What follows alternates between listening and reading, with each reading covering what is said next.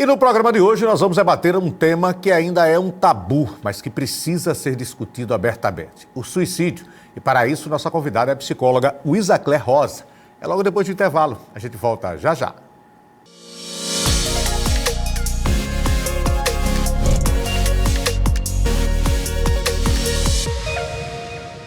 Vê só, vê só, vê só, por onde a gente passa, vê trabalho em Maceió. Vê só, vê só, vê só, quem te viu, quem te vê, pra ver que tá melhor. É a prefeitura com trabalho bem maior. Da orla, a grota, por agora, Maceió. Vai com tudo, trabalhando para todos. Eficiência, buscando o melhor. Tá no pique, tá com pressa, pavimentando rua. A prefeitura pisou no acelerador. Tá no pique, tá no grau. Vê só, vê só, vê só, por onde a gente passa, vê trabalho em Maceió. Vê só, vê só, vê só, quem te viu, quem te vê, pra ver que tá melhor. Tá no grau. A cidade de todos nós, a capital que mais vacina do Brasil. Por exemplo, nossa escola municipal. Amamos Maceió, a cidade do bem. Tá bonita, iluminada, como a gente nunca viu. Tá no grau. Vê só, vê só, vê só, quem te viu, quem te vê, pra ver que tá melhor. Tá no pique, Maceió, o trabalho não para, aqui somos o sol. Cidade de todos nós.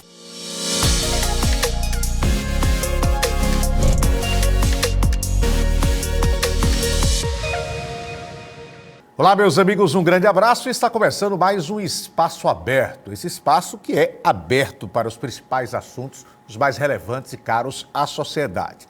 E no programa de hoje, a gente vai debater um assunto que é extremamente importante, mas que muitas vezes é tratado com um tabu, né, que dificulta a discussão sobre esse tema.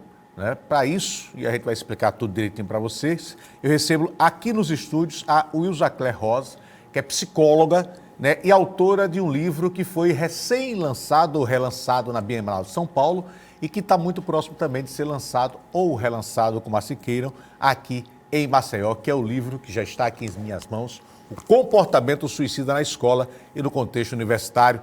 Luísa, muito obrigado pela sua participação aqui com a gente de forma antecipada.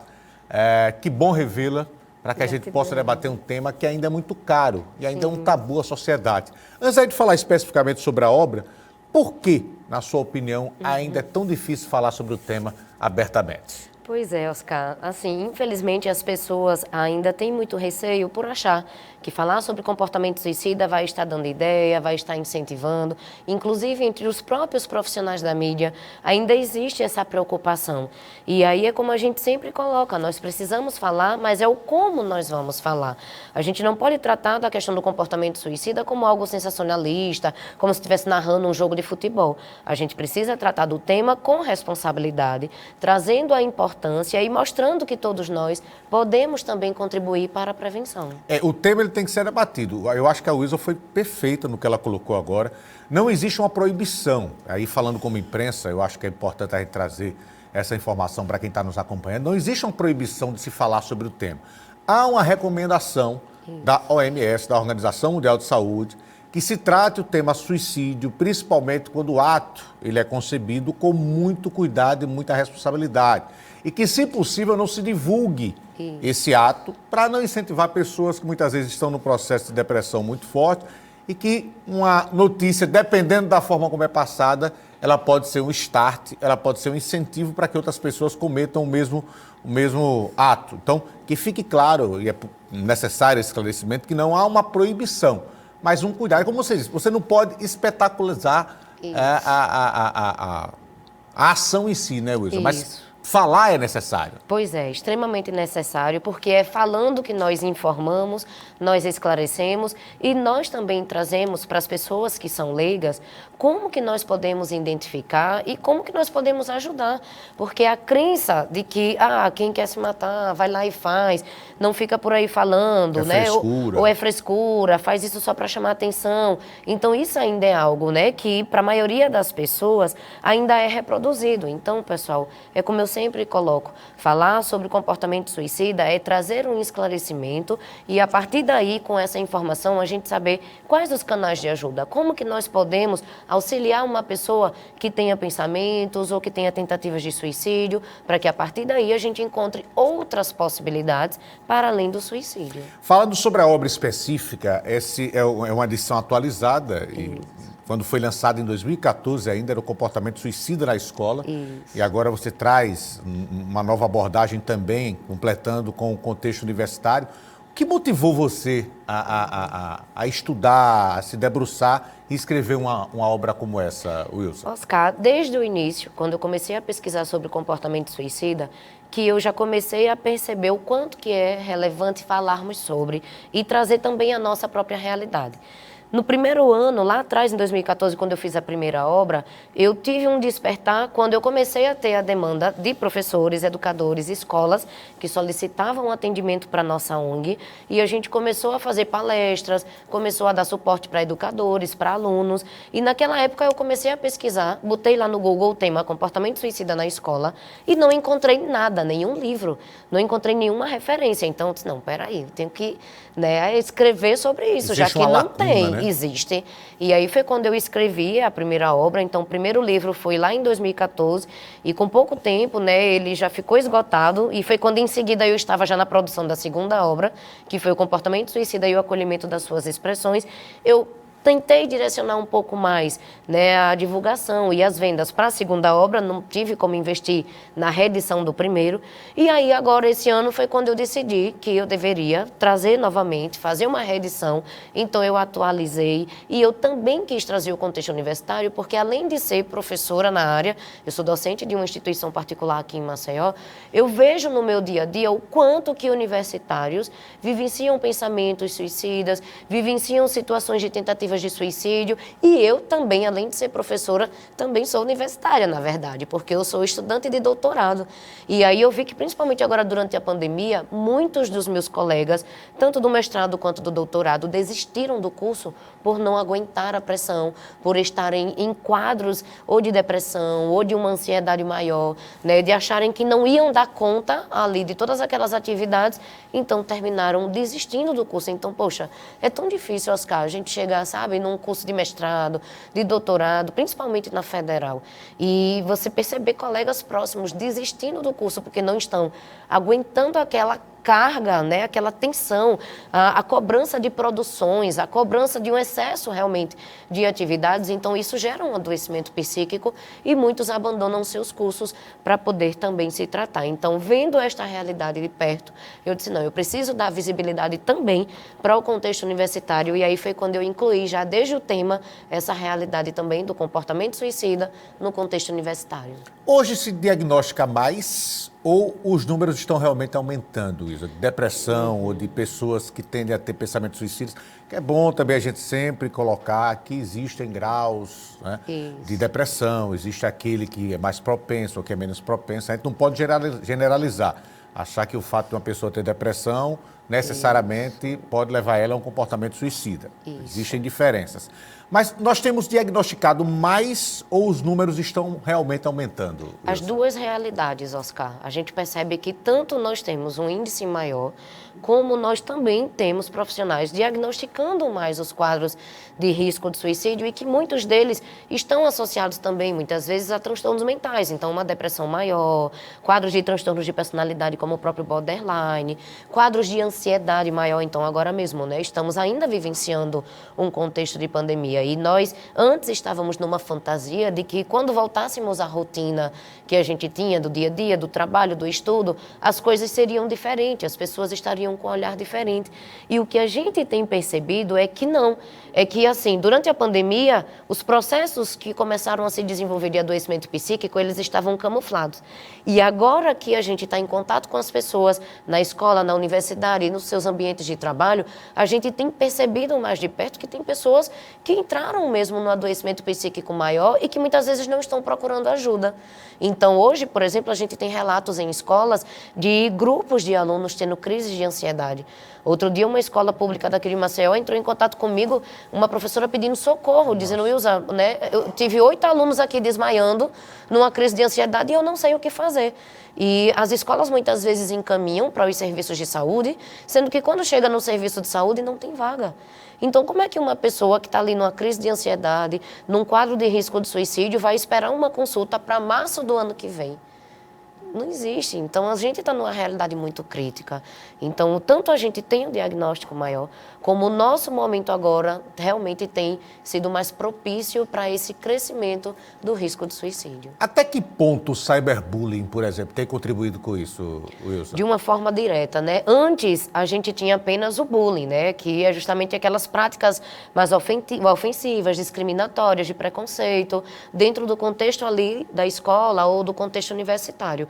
Sendo que hoje, com as tecnologias e o uso maior das redes sociais, a gente percebe que isso se expandiu. Então, antes a pessoa, por exemplo, vivenciava um bullying na escola, mudava de escola, a situação mais ou menos meio que se resolvia, digamos, entre aspas. Mas, hoje em dia, a gente tem o cyberbullying, que são essas práticas em formatos online e aonde a pessoa for. Então, não adianta você mudar de escola, mudar de faculdade, mudar de região, porque aonde aquela pessoa for, ela vai estar ali recebendo aquelas mensagens ofensivas, aquelas mensagens de discriminação, aquelas mensagens que favorecem para que a pessoa realmente entre num quadro, muitas vezes, de uma depressão, de uma ansiedade maior, e que tudo isso pode, sim, levar a pensamentos de pôr fim à vida, e principalmente quando existem situações de ameaça, Oscar. Tem muitas meninas, adolescentes, que, por exemplo, tem alguém ali que ela começa a se relacionar, um ficante, um namoradinho, e certo dia ela decide não querer mais ter relação, ter um contato com essa pessoa, e aí esse outro começa a ameaçá-la, que é o que a gente chama de sextorção.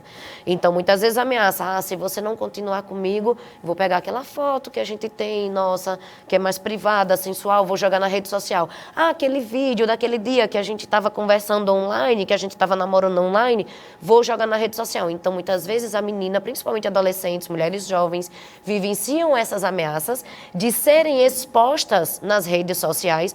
E aí, muitas vezes, esse sofrimento vivenciado pelo cyberbullying leva, né, a situações mesmo de suicídio. Você colocou um ponto extremamente interessante, né? Eu me lembro da minha época de escola que muitas vezes a desgraça da vida da gente era alguém descobrir um apelido que a gente não gostava. Mas como você disse, isso ali ficava resumido a um grupo de amigos, né? Você mudava de série ou mudava de escola, você praticamente tinha isso encerrado. Hoje, com a possibilidade de propagação das redes sociais, é uma coisa absurda. E é meio louco, Wilson, a gente imaginar que uma criança, muitas vezes de 10, 11, 12 anos, possa ter pensamentos suicidas. Pois é. Porque a gente me parece ser, é um problema de adulto. Não é. Pois é. A gente tem muitas crianças, infelizmente, passando por situações como essa, né? E principalmente na faixa etária, entre 10 a 14 anos, a gente tem percebido que os índices aumentaram mais de 100% nos últimos anos. E, inclusive, quando a gente faz essa relação entre jovens e redes sociais, a gente percebe que, às vezes, até situações que o jovem vivencia, como a gente viu o caso do filho da cantora, né, que é bem conhecida nacionalmente, ele, né, o amigo deu um beijo no rosto numa festa, e aí aquela foto foi para as redes sociais, ele começou a sofrer discriminação, começaram a associar que ele era homossexual, e aí diante de toda aquela pressão ele também não aguentou e pôs fim à própria vida, né? Então, a gente vê que muitas vezes não existe ali naquela pessoa um quadro de depressão ou um transtorno de personalidade já de anos, não. A gente vai perceber que muitas vezes são situações momentâneas, são situações ali de um estresse maior, de uma tensão maior e que muitas vezes, principalmente quem é mais jovem, quem é mais adolescente, né, diante daquela tensão, ele muitas vezes se vê sozinho, sem caminhos, sem ter para quem pedir ajuda, e aí é quando decidem, muitas vezes de uma forma impulsiva, tentar contra a vida e muitos chegam à conclusão. Hoje nós temos algumas obras de ficção que abordam o tema, né? Inclusive alguns muito polêmicos, ou muitas obras polêmicas. O que é que você acha da discussão nesse sentido? Você acha que elas contribuem mais ou elas prejudicam mais, na sua opinião, Wilson? Elas contribuem no sentido de trazer a informação e de trazer o tema para ser discutido e debatido dentro de sala, né, dentro de casa, mas a gente percebe que algumas séries que foram postas, por exemplo, a série dos 13 Porquês, que foi muito debatida, eu acho, né, é uma série que no início, na primeira temporada, ela trouxe algumas cenas que não são recomendadas. Então, por exemplo, cenas detalhadas de como acontecia o suicídio da personagem principal, né? Então, realmente, assim, trazer esses detalhes, não existe uma necessidade disso, sabe? Então, nesse sentido, aí a série falhou e não é à toa que depois, né, diversas instituições entraram em contato com os diretores da série e aí eles, né, depois retiraram a cena. Então, quem assiste hoje em dia já a série, já não tem a cena. Nos intervalos entre um episódio e outro, tem mensagens de ajuda, de se você conhece alguém que tenha pensamentos ou que tenha um comportamento suicida, busque ajuda. E ali eles já colocam números de serviços de ajuda. Então, aí sim, aí está sendo educativo, né? Aí está trazendo uma informação e está trazendo a discussão para dentro das famílias, para dentro de casa, para que a gente também possa ali observar melhor os nossos filhos, porque a gente vê que muitas vezes tem pais que não acompanham direito, né, o desenvolvimento dos seus filhos. E quando a gente, por exemplo, assiste uma série juntos, ou a gente ouve falar, ó, né, peraí, tem uma série aí, será que seu filho está assistindo? Observa melhor. Então, quando muitas vezes vem esse alerta, então é interessante porque pais podem sentar junto, pode assistir junto, discutir junto e, de repente, ali até identificar. Será que meu filho ou minha filha, de repente, tem também pensamentos de pôr fim à vida? Então, a gente vê que, realmente, hoje em dia, principalmente a geração mais jovem, é uma geração que tem sentido, muito pouco sentido para a vida, sabe, Oscar? Que tem realmente sentido queixas maiores de tédio, né? Queixas maiores realmente de não entender muito bem o sentido ou o porquê que nós estamos aqui. E aí, por essa, muitas vezes, falta de sentido, começa a ter pensamentos que levam ao suicídio. Pois é, tá faltando família? Tá faltando mais família? Já vou deixar essa pergunta aí no ar para o Wilson, que a gente vai a um rápido intervalo e volta já já.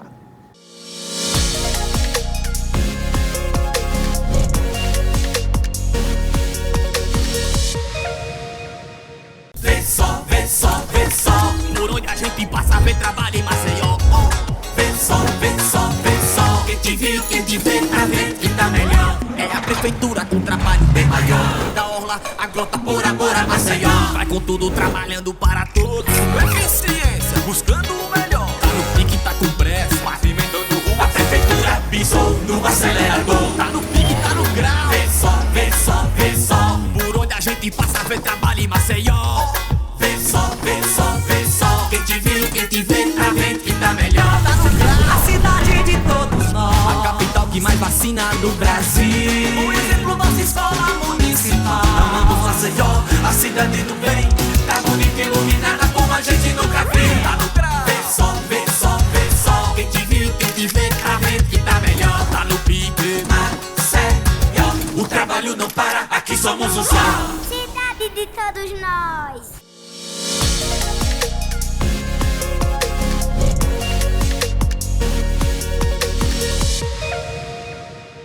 E já estamos de volta com o Espaço Aberto. Estamos conversando com a Wilza Claire Rosa, né? A Wilza, que é autora do livro Comportamento Suicida na Escola e no Contexto Universitário, obra que foi lançada no último sábado, lá em São Paulo, e que vai ser lançada no próximo sábado aqui em Maceió. E aí, como é que foi, primeiro, participar de uma Bienal, né, como a de São Paulo, né? Lançar esse livro e a receptividade, Wilza? Ai, Oscar, foi fantástico, né? Na verdade, assim, eu não imaginava a dimensão da Bienal de São Paulo. É um evento incrível, né? Você encontra pessoas de todos os lugares do mundo, você encontra muitos autores de temáticas diferentes e realmente, assim, já era um sonho que eu tinha e que eu consegui, de fato, realizar. E estar lá nesse momento foi muito simbólico porque eu não só tive todo esse processo de aprendizagem, de trocas, mas de poder também representar o nosso estado, né? Então, eu praticamente fui a única autora alagoana que fui à Bienal para o lançamento de livro lá. Então, foi um momento realmente muito simbólico e, além disso, trazer uma temática que é tão relevante. Então, todas as pessoas que eu conheci na sessão de autógrafos, as pessoas que participaram do momento da minha palestra, eu tive um momento lá onde eu palestrei, falei sobre o título do livro e ali, né, no momento tiveram vários educadores, pessoas que se interessaram e que se aproximaram e falaram: Wilza, isso é tão relevante, a gente precisa falar mais sobre isso, né? É muito importante a gente trazer à tona a prevenção do suicídio, entender que nós podemos sim contribuir, né? Então, é uma coisa que é tão pouco falada, mas é uma realidade que é tão presente. Então, realmente, poder ouvir também essas pessoas, me aproximar, sabe? E levar não só a produção, né, realizada por alguém daqui do nosso estado, que muitas vezes não é valorizado, né? Às vezes a gente não, quando está aqui em Maceió, ou no estado de Alagoas, Nordeste, a gente não tem uma valorização. A gente, às vezes, valoriza mais quem é de fora, né? E quando a gente tem alguém aqui da região que vai para um evento grande e que não só leva o nosso nosso nome, mas que traz uma temática tão relevante e impactante, isso chama atenção. Então, realmente, assim, foi muito satisfatório. Eu ainda estou em êxtase, digamos assim, né? Cheguei na madrugada de hoje, assim, de lá da Bienal, mas realmente eu saí de lá com a sensação de dever cumprido, saí muito feliz, assim, em poder perceber que, sim, nós aqui, alagoanos, podemos desenvolver trabalhos que sejam referência nacional. Como o próprio Cavida, né? Sim, como a própria ONG Cavida, né? A gente já ofereceu consultorias para outras instituições que abriram em outras cidades, né? O nosso trabalho aí há mais de 10 anos com a prevenção do suicídio realmente já tem sido uma referência não só no município, no estado, mas também tem sido uma referência nacional. E quando a UISA fala que esse é um problema extremamente presente, os números mostram, né? Para você ter uma ideia, a cada 40 segundos uma pessoa, né, comete suicídio no mundo, segundo dados da Organização Mundial de Saúde. A cada 3 segundos uma pessoa tenta. Isso. E é a principal causa de morte entre jovens de 15 a 29 anos. Então a gente está falando de um problema que é extremamente presente. Isso. Agora você aborda um ambiente que é o da escola e o ambiente universitário, que podem ser ambientes muito favoráveis à discussão desse tema. Mas falta as escolas e as universidades e faculdades, né, as instituições de ensino superior, debater mais esse tema? Com certeza, né? A gente percebe que desde o processo da formação, porque enquanto em outros países é obrigatório para os profissionais da educação eles terem capacitação para identificar e intervir diante de comportamento suicida, aqui no Brasil nós ainda não temos essa formação. Então a gente precisa ter capacitação dos profissionais da educação, a gente precisa entender que o comportamento suicida não é apenas uma questão de saúde pública, como muitas vezes é colocada, mas é uma questão que também deve envolver outras esferas, como a esfera da educação. Então, dentro da escola, dentro das faculdades, das universidades, nós podemos sim identificar, porque é ali onde nós passamos boa parte do nosso dia a dia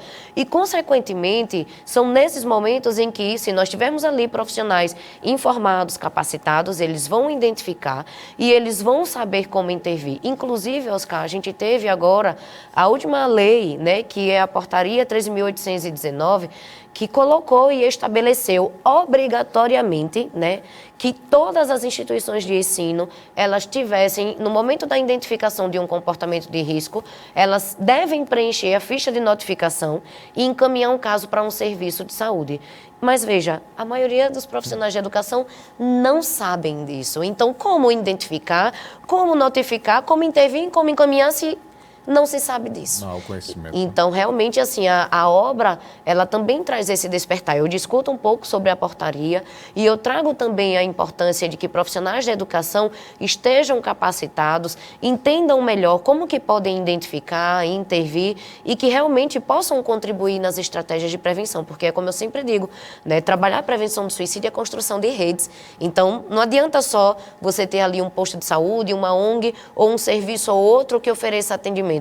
Você precisa ter ali um conjunto em esferas diferenciadas. Então, quando a gente envolve saúde, educação, lazer, cultura e tantas outras esferas do nosso contexto social, a gente consegue fazer um trabalho muito mais interessante. Falando especificamente sobre o Cavida, né? Quais são os serviços que hoje são oferecidos pela ONG, Wilson? Lá na ONG Cavida, Oscar, nós temos atendimentos de segunda a sexta, horário comercial, que são atendimentos gratuitos, através de psicólogos e nossos acolhedores. E aí, quando as pessoas chegam na nossa instituição, ou por encaminhamento, ou demanda espontânea, soube, viu uma entrevista, ouviu na rádio, entrou em contato, então as pessoas vêm, inicialmente faz um acolhimento, após o acolhimento elas são encaminhadas para o serviço de psicologia para que inicie a psicoterapia.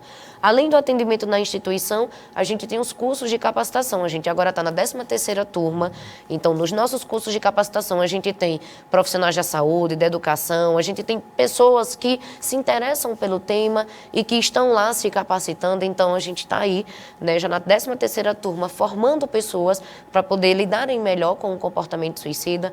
A gente tem a construção dos eventos também, então a gente agora em setembro vai ter o Congresso Nacional de Prevenção do Suicídio, que vai ser realizado aqui em Maceió. No mês de setembro? No mês de setembro. Que é alusivo a Setembro Amarelo também, Isso, né, que tem toda a campanha mundial de prevenção do suicídio. Então, nós vamos sediar aqui em Maceió um congresso nacional. Estamos trazendo profissionais renomados, conhecidos nacionalmente, excepcionalmente para estarem aqui junto conosco debatendo essa temática.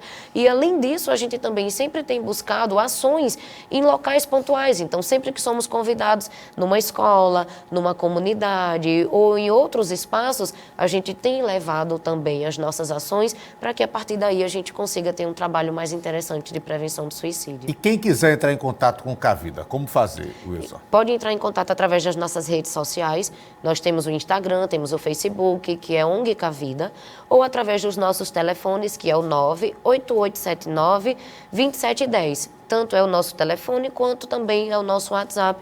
Então, as pessoas que têm interesse ou em ser voluntárias ou em ter um dos nossos serviços, podem entrar em contato conosco. Eu acho que deve ser muito gratificante participar de um projeto como esse, né, Wilson? Com certeza. Porque a gente está falando em salvar vidas, né? Com certeza.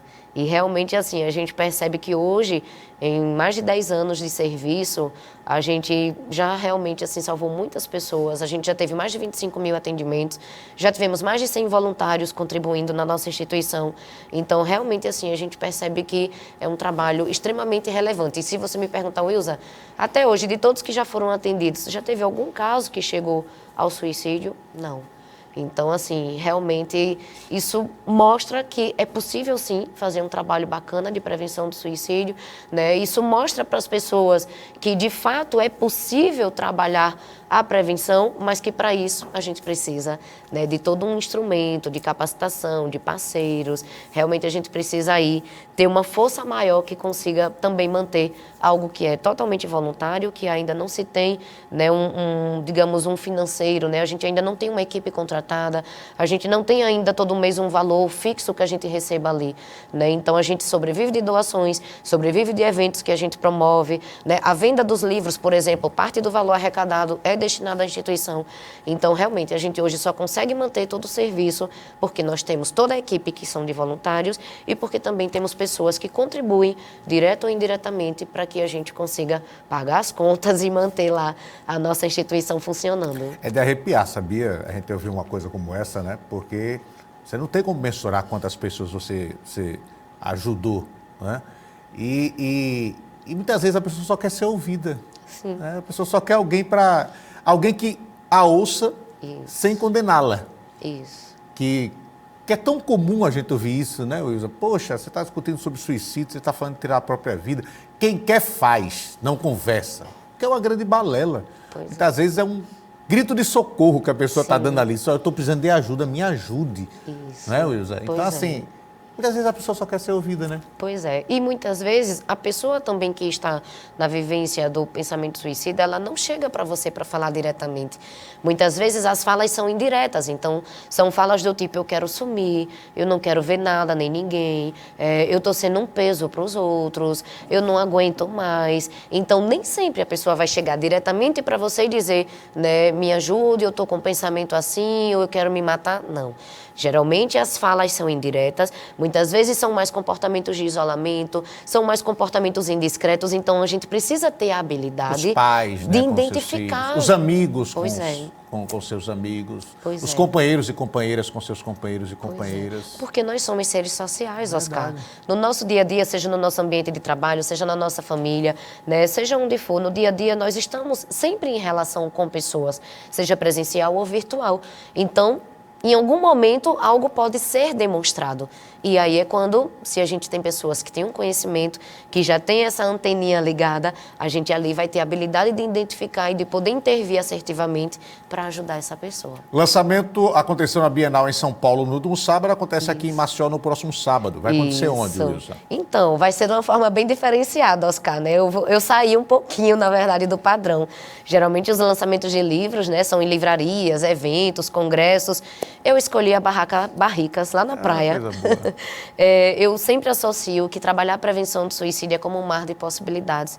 E assim como um pescador que joga redes no mar, a gente precisa jogar redes para construir essas parcerias, sabe? A gente construir realmente um trabalho que seja eficaz. Então, eu escolhi lá a Barraca de Praia para que a gente possa estar fazendo um momento muito bacana para o lançamento do livro. Será no sábado, no pôr do sol, no final da tarde, a partir das 17 horas. E convido desde já a você e as pessoas que tenham interesse em poder estar junto conosco lá. Eu, como disse no começo da nossa conversa, para mim é um tema extremamente caro, né? Porque como comunicador, como jornalista, eu recebo um volume de informações, né, incrível e assustador sobre casos, né, infelizmente efetivados, sobre tentativas, né? Então, assim, já me debrucei em diversas oportunidades sobre o assunto, entrevistando pessoas da área, como a própria Wilza, eu já tive a oportunidade de entrevistar. Sim.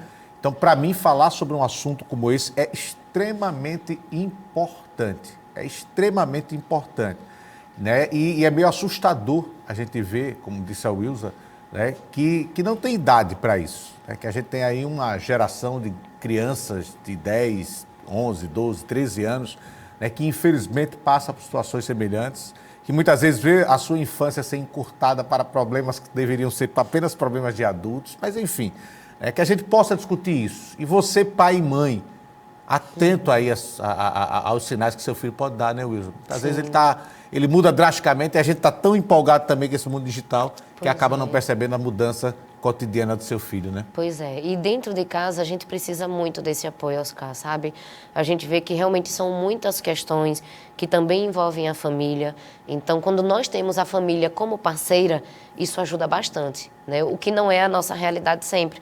Muitas vezes a gente não tem familiares, pais que realmente assim estão junto conosco. A gente muitas vezes se depara com pais, mães que acham que o jovem está fazendo aquilo ali só para chamar atenção, que esse menino, essa menina tem tudo, por que está com isso agora, de querer se cortar, de falar que quer morrer, que não quer mais viver. Então, realmente, assim, muitas vezes dentro da família é muito difícil entender. Principalmente quando até tem temas delicados, como questões relacionadas à sexualidade, né? A gente percebe que muitas vezes o adolescente ali naquela fase de descobertas, né, de se identificar se é homossexual, heterossexual, bi, enfim, né, não é o fato de ser uma pessoa LGBT, mas a gente vê que existem alguns grupos que são mais vulneráveis para o risco de suicídio. E quando eu falo na população LGBT, esta é uma população que tem um risco 7 vezes maior. A gente lá atrás já tinha feito uma pesquisa aqui em Maceió com 1.600 pessoas, onde a gente identificou que quase 50% da população LGBT que participou da nossa pesquisa tinha comportamento de risco, e essa falta de apoio, de aceitação, de respeito, não só na sociedade, mas dentro de casa, também tem sido um dos estopins, tem sido um dos motivos que intensificam para um risco maior. Né? Wilza, obrigado pela sua participação. Gratidão. Parabéns aí pela obra. Gratidão, Oscar, que a gente possa estar sempre nas nossas parcerias para falar mais e mais sobre essa temática. Wilza Rosa, que é a autora do livro Comportamento Suicida na Escola e no Contexto Universitário, uma obra que debate um tema tão importante. A todos, muito obrigado pelo carinho da audiência. Em breve a gente se reencontra. Se eu não voltar é porque eu estarei com Deus, mas se eu voltar é porque Deus estará comigo. Beijo no coração de todos. Tchau, gente.